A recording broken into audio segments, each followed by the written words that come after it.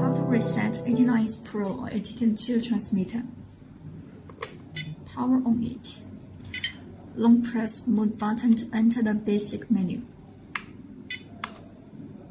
Model type.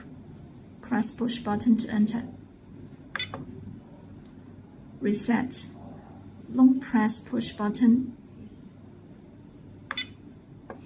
And it shows "Are you sure?"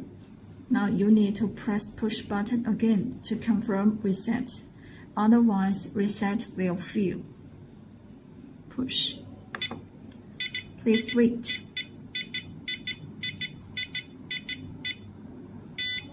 Wait for about 5 seconds. After this sound stops, reset is successful. And please note, the reset is only for the current model. When changing a new model, you need to reset it again. So that's all about reset of Radiolink AT9S Pro or AT10II transmitter.